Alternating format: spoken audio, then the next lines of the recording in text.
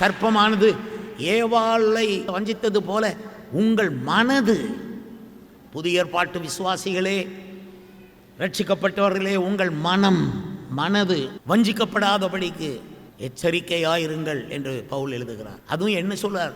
உங்கள் மனது கிறிஸ்துவை பற்றிய உண்மை நின்று கெடுக்கப்படுமோ என்று பயந்திருக்கிறேன்.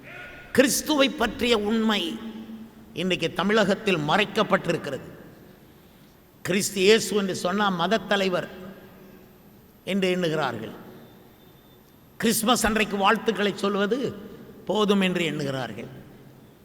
அவர் மத தலைவர் கிடையாது, உலக ரட்சகர். ஹல்லேலூயா. உன்னுடைய ரட்சகர், என்னுடைய ரட்சகர்.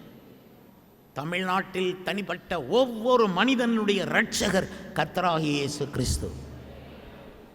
அவராலே அல்லாமல் வேறு ஒருவராலும் ரட்சிப்பு இல்லை. வானத்தின் கீழே பூமியின் மேலே நாம் ரட்சிக்கப்படுவதற்கு இந்த இயேசுவின் நாமமே அல்லாமல் வேறே ஒரு நாமம் கட்டளையிடப்படவில்லை.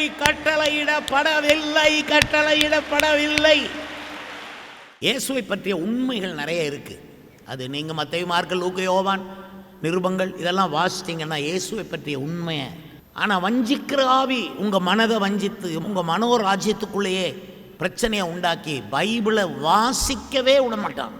நீங்கள் பைபிளை வாசித்தா ஜெயிச்சிருவீங்க தெரியும், வாசிக்க விட மாட்டேன். ஞாயிற்றுக்கிழமை மட்டும் பைபிளை தூக்கிட்டு ஓடி வர்றது மட்டும்தான் அது பிசாசு. அது அவனுக்கு கவலையே இல்லை. பைபிள் ஒரு உணவு, பைபிள் ஒரு தெய்வீக சரித்திரம், பைபிள் ஒரு ஜீவன், பைபிள் ஒரு ஜீவ அப்பம். அதை நம்ம புசிக்கணும், உள்ளு கொண்டு போகணும். பிரியாணியை சாப்பிடணும், அப்போ தான் அது வயிறு நிறைஞ்சி பசி ஆறும். சாப்பிடாம பிரியாணி பார்சலை வயிற்றோடு வயிறாக கட்டிக்கிட்டு சில கிறிஸ்தவர்கள் பைபிளை தூக்குறது மாதிரி பிரியாணி பொட்டணத்தை இப்படியே சாப்பிடாமல் கிடந்தீங்கன்னா செத்தே போகும். அதுக்குத்தான் தேவனுடைய வார்த்தை வாசித்து யோசித்து நம்ம ராஜ்யத்தை வசன ராஜ்யமாக மாற்றணும். அல்லேலூயா, அல்லேலூயா, அல்லேலூயா. மனைவி புருஷனை பார்த்து கேட்கணும், இந்த விஷயம் பண்ண போகிறோமே உங்கள் மனசில் என்ன வசனம் வருது? புருஷன் மனைவியை பார்த்து கேட்கணும். பிள்ளைகளை ஸ்கூலுக்கு அனுப்புகிறோம், இன்றைக்கி மைண்டில் என்ன வசனம் வருது? மனோராஜ்யத்தில் என்ன வசனம் வருது? இல்லை ஏன் மனராஜ்யத்தில் ஒன்றுமே இல்லை, அதனால் பாஸ்ட்டு போய் ஜெபம் பண்ணிட்டு போவோம்.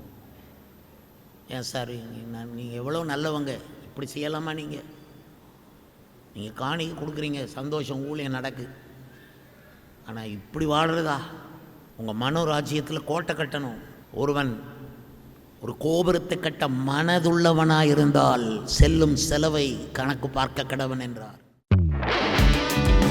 துதியின் கோட்டை ஆலயம் புதிய பேருந்து நிலையம் அருகில், திருநெல்வேலி 620007 தமிழ்நாடு, தென்னிந்தியா. இணையதள முகவரி www.fortopriceministries.org.